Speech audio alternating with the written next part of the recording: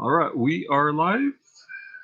Hey guys, this is Brian, aka One Page at a Time, and it's Thursday evening doing the weekly book club meeting. Not sure. Oh, my glasses crooked. Not sure if anyone's joining tonight. Took last week off. We were up in Colorado. The family and I took a last minute vacation getaway to escape the Texas heat, and we went up to Colorado and up into the mountains, did a lot of hiking, did a lot of outdoor activity, loved the 50, 60, 70-degree temperature up in the mountains, and got back Monday and trying to get back into the groove. So here we are. Just 1 second, trying to check on the view real quick. By the way, anyone that wants to jump on, if you've read The Law of Success by Napoleon Hill, that's the book we're talking about tonight. And next week, we'll be doing Atomic Habits by James Clear, which is a great book. I think it piggybacks really well off of this one. Give me just 1 second. Just making sure the audio is good. Let me check this out real quick. 1 second. Yep, we are good. All right. So let's give a recap. Today, by the way, the link's up there. Today, we're focusing on the last lesson he has in the book, which is lesson 4, the habit of saving. And I think probably be smart to do a review of what we've read so far, or at least the major 4 parts. So the first part was the Mastermind. Now, the Mastermind is this idea, and by the way, do have a reselling mastermind. By the way, there's links below. There's my Patreon group. Shout out to Lorena if you're out there. Lorena was my first paid patron. I appreciate that, Lorena. And that's where these videos will be going from the book clubs. We also have a reseller mastermind that's on Sunday nights at 7 p.m. Central. It's called the 7 Sticks Reseller Mastermind. Link for that is also down below. If you'd like to join our Sunday night calls, 2 weeks ago, the last one we had, it was myself, Valamilk, and oh my gosh, I can't think of the girl's name right now. It was our first one, and one of the girls from the reseller mastermind group. And it was a really good call, I think. And we help each other with our reselling. But anyway, back to this group.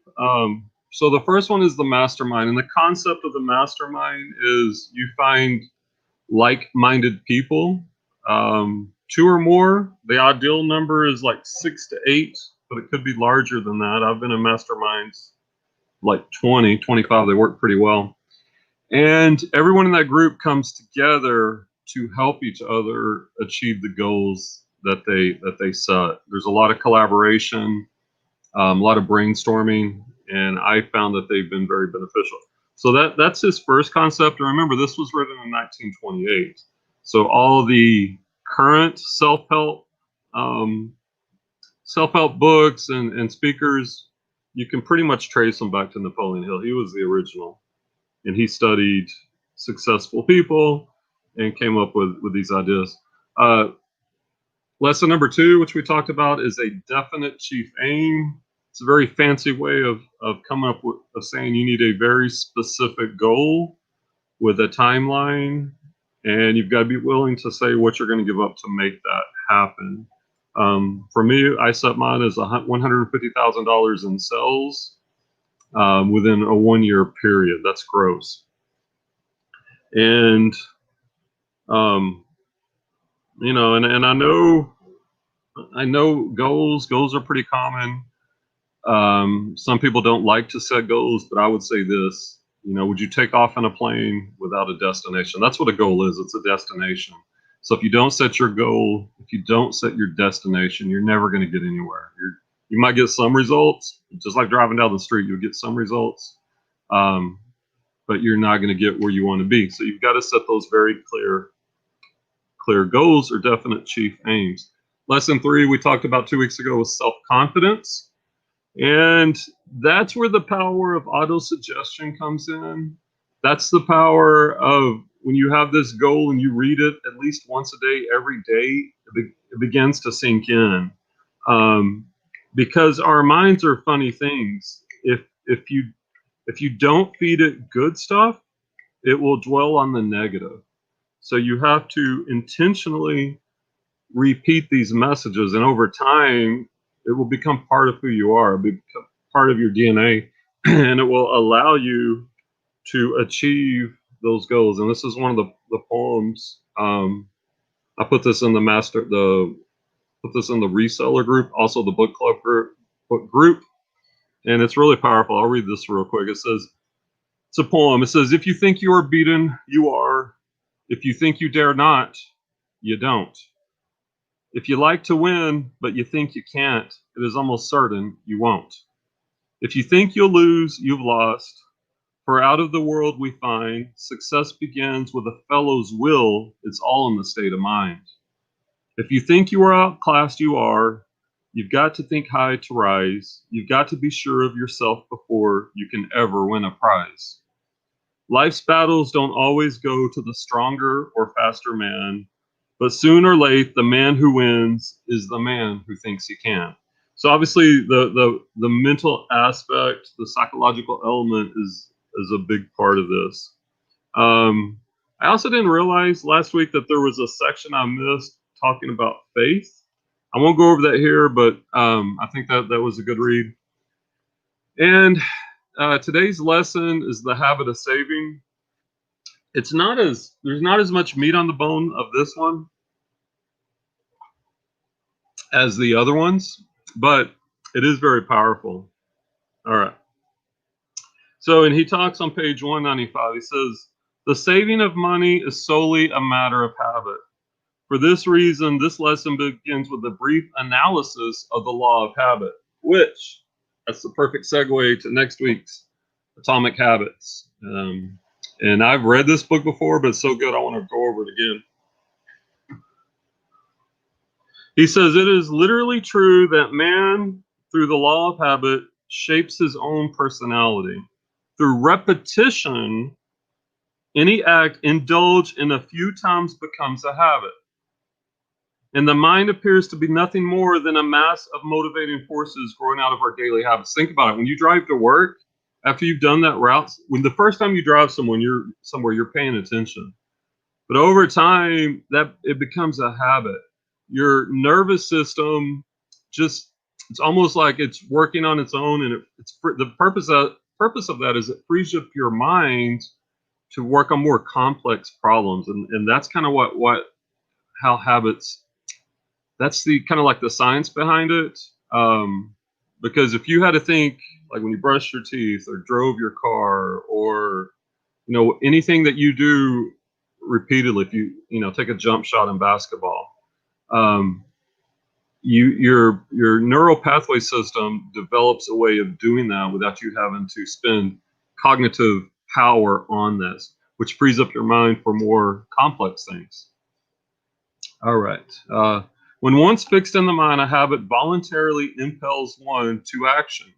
For example, follow a given route to your daily work or to some other place that you frequently visit, and very soon the habit has been formed, and your mind will lead you over that route without thought on your part. Moreover, if you start out with the intention of traveling in another direction without keeping the thought of the change in routes constantly in mind, you will find yourself following the old route. Like, have you ever left work or gone to work and you don't even remember the drive, but you get there either home or to your place of employment and you don't remember hardly anything of it because your mind was somewhere else? That's what he's talking about, a habit. The next section, he's talking about walls of limitation built through habit. Millions of people go through life in poverty and want because they have made destructive use of the law of habit. Not understanding either the law of habit or the law of attraction through which like attracts like. Those who remain in poverty seldom realize that they are where they are as a result of their own acts. Fix in your mind the thought that your ability is limited to a given earning capacity and you will never earn more than that, because the law of habit will set up a definite limitation of the amount you can earn. Your subconscious mind will accept this limitation, and very soon you will feel yourself slipping until finally you will become so hedged in by the fear of poverty that opportunity will no longer knock at your door. Your doom will be sealed, your fate fixed. So think about it, like, it kind of goes back to the goals, right? If you don't think you can reach a certain level of earning, then you won't. Like, you will get out of life what your mind thinks you're capable of. And that could be just barely getting by. And some people say, hey, I'm okay barely getting by. Are you really? Or is that just you're afraid to set a goal that might be scary to work towards? Formation of the habit of saving does not mean that you shall limit your earning capacity. It means just the opposite, that you shall apply this law that only conserves that which you earn in a systematic manner, but it also places you in the way of greater opportunity, self-confidence, imagination, enthusiasm, and initiative and leadership actually increase your earning capacity. Now, I like this next part, because it kind of puts it together. He says, first, through the law of the definite chief aim, which we talked about, that's your goal, right? You set up in your mind an accurate, definite description of that which you want, including the amount of money you intend to earn. Your subconscious, and you read that statement over and over, at least daily. Your subconscious mind takes over this picture which you have created and uses it as a blueprint, a chart or map by which to mold your thoughts and actions into practical plans for attaining the object of your chief aim or purpose. Through the law of habit, you keep the object of your definite chief aim fixed in your mind in the manner described in lesson 2, which we already talked about. It becomes firmly and permanently implanted there. This practice will destroy the poverty consciousness and set up in its place a prosperity consciousness. You will actually begin to demand prosperity. You will begin to expect it. You will begin to prepare yourself to receive it and to use it wisely, thus paving the way or setting the stage for the development of the habit of saving. It just, a couple things. Like, number one, it shows the power of the mindset once again. And I've seen this, like, you'll see this a lot of times. People that are in poverty, they just have this poverty mindset. There's, like, we know as resellers, there's so many ways I could go on Facebook Marketplace, get things for free in my neighborhood, and I've done this. Get them for free with my phone, take pictures, list it, sell it, make money, and it costs me nothing. But how many people that are really poor have that mindset of that they're going to go out there and they're going to find ways to make money, that they're willing to hustle? It doesn't take a lot of work. It's more of a mindset thing. I think too many times the fear of poverty mindset finds excuses of why you can't succeed. Oh, I can't, these are all the reasons I can't be successful. And you tell yourself that, and you tell yourself that until you believe it. Or at least you set limitations. I can only make X amount per month. I can't make more than that. That's like when I set my definite chief aim, originally it was going to be like $100,000, which is a lot. But I was like, you know what? Let's really stretch it. Let's push it to 150. And in my mind, I was like, you can't do that. You can't do that. But you know what? Here's the funny thing. Since I set that goal and I've been reading that definite chief aim, like my sales are doing well. Like, it seems like it's almost like once your subconscious buys into it, like, it opens your eyes and you see opportunities where you didn't see them before. Like, I've made a couple of wholesale purchases which are panning out really well. And it all goes back to that mindset. So anyway, he says that to talk about the habit of saving. He says, therefore, as your earnings increase, let me see. Oh, it's all Clay. Clay says, I'll be back. Danica is on the way with Nana, Tink, and Victoria. Well, I'm not sure what Clay means, but okay. Therefore, as your earnings increase, your savings will. likewise increase in proportion.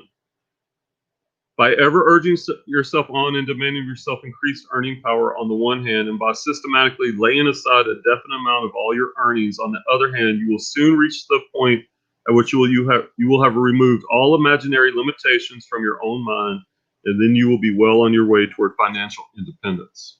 Kind of, there's echoes of Dave Ramsey. Well, no, I guess Dave Ramsey maybe would echo from Napoleon Hill. You know, the Dave Ramsey financial independence plan. And a lot of this, like, he gives examples of how media, and back in the day it was newspapers and magazines, would focus on this fear mentality. He says the publishers of newspapers could create a panic in a week's time by filling columns with new items concerning the actual business failures of the country, despite the fact that a few businesses compared to the total number in existence actually failed. So it's this whole concept, like the news reports crime. So we think crime is everywhere, when in actuality, we know for the most part it's pretty safe out there. The next section, he talks about the slavery of debt. And I'll be honest here. I'm going to be vulnerable and honest. Like, I've struggled with this section with debt. I still have too much debt, and I'm trying to work to pay it off. And I've been through Dave Ramsey's Financial Peace University, where you should live debt-free, because debt can really mess up your mind. The interest you're paying on these credit cards or these loans, you're giving your money away, especially when you're buying things like cars that are depreciating. I remember the quote from Dave Ramsey's Financial Peace University, like the average car payment was like $524 per month, I think. And if you took that $524 per month and you invested that in a mutual fund index, and you got the typical 12% return, then over 20 years, you would have, I think the number was like $8 million. But that's what debt does to us. When you think about it, these big corporations, these big banks, who has the bigger homes? Is it our homes, or is it the banks and the financial institutions where they're skyscrapers? They're making a killing. Clay says, when are you reviewing Napoleon Dynamite's book, How to Save Up and Buy All the Tater Tots You Want? There's the Clay humor. Yeah, I don't know. Give me a copy and we'll review it, Clay. Got a tot? Give me a tot. All right. Then once again, he's talking about the fear of poverty. A lot of this, it comes back to a mindset, a mentality. And some of the stuff is dated. He talks about, I will say this, he recommends saving 20% of your income. And I know that's a lot to most of us, especially if we don't save. And if you factor that in with the rule of 72, the rule of 72 says if you take 72 divided by the interest rate of your let's say this, if you look at the stock market, historically, the stock market has made a 12% return. So that means your money, take 72 divided by the interest rate of 12, that means your money would double every 6 years. And that's the miracle of saving and investing. And so what I've done this week, because I have a pretty good cash flow coming in from reselling, but I'm buying new inventory and I'm paying off debt. But after reading this section on the habit of saving, I'm going to take a certain percentage. I'm not sure yet, 5 or maybe 10% of my net profit, and I'm going to invest that in some stocks. And I've already bought a few. I bought opened an account through Schwab's, and I have some Amazon, a little bit fractional shares, Amazon, Netflix, and Lowe's. And I put $100, and it's up to 103 in about a week. So, and I'm going to keep doing that. You know, every Friday when I consolidate the books, I'm going to take a percentage. I'm not sure, 5 or 10%, and I'm going to put that into, instead of savings, which doesn't earn interest. I guess I'm a little bit more aggressive in my reselling and also in that mentality. So I want to invest in some stocks that have a chance of providing a much higher rate of return. and the stock market's very interesting. All you got to do is look at trends, you know, and as teachers, we're able to see these trends early on. Like if we would have went back, you know, say 2008, 2007, when we start to see all these kids with Apple phones. If you would have bought a good chunk of Apple then, you'd be so well set by now. So a lot of the stock market is just paying attention to trends and, you know, making educated guess and then studying these companies and making sure that they're doing a good job. All right, guys. Like I said, tonight was going to be a short one. I don't have any guests on here, so it's just me with my 2 viewers. I think Clay's watching. Appreciate you joining in, Clay, and that's okay. But I will tell you this: after reading this book, I think it's made a big impact. Internalizing these lessons, incorporating them in my life, and I guarantee you, it's going to help me become a much more successful person.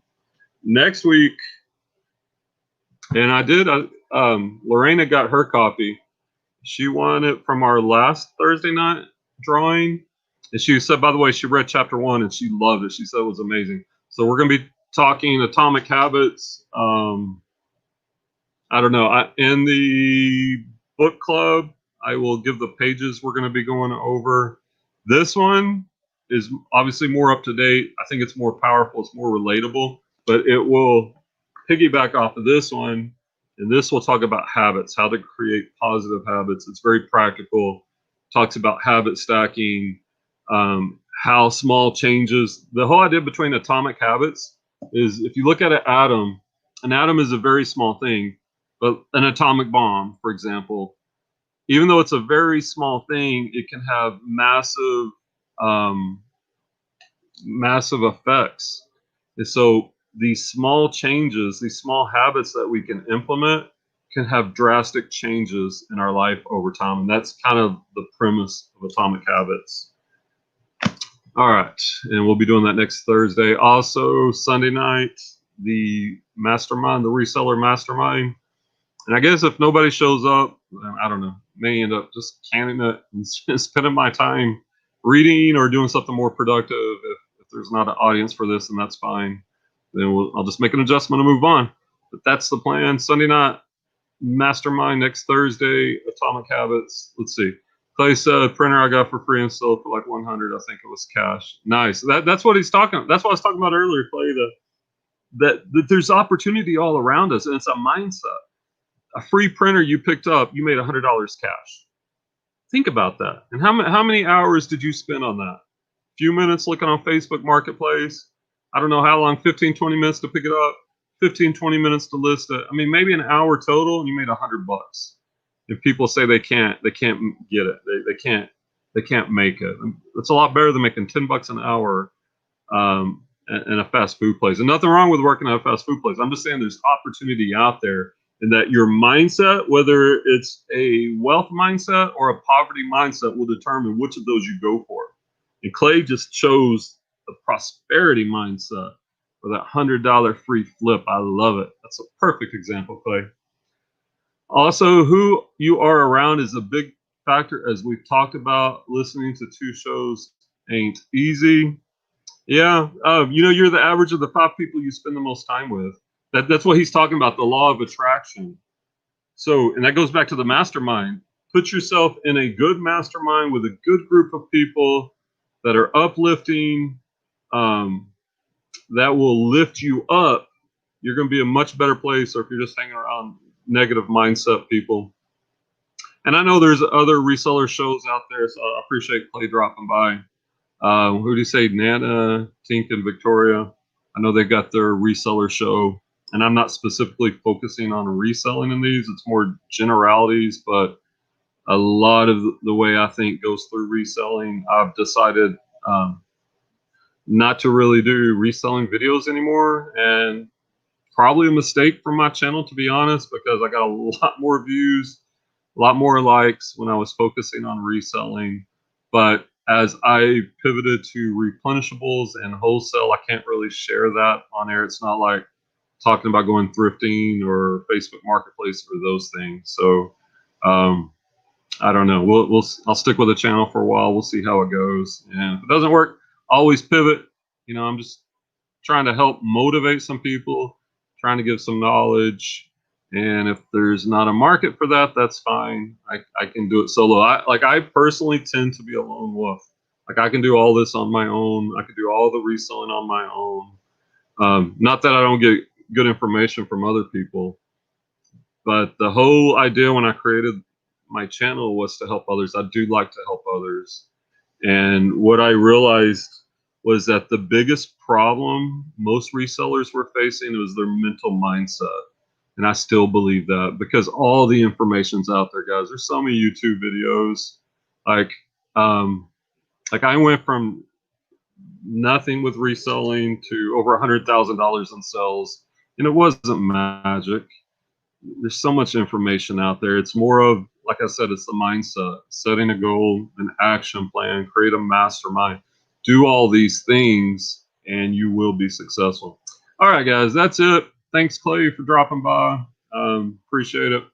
Everybody have a good night. I'm going to go jump in the pool, and I've got the Mavs recorded. I'm going to go watch the first half. Go Mavericks. We're going to watch the second half. If y'all want to join the mastermind group, the link's below. We'll see you Sunday in the mastermind. If not, next Thursday. Until then, peace.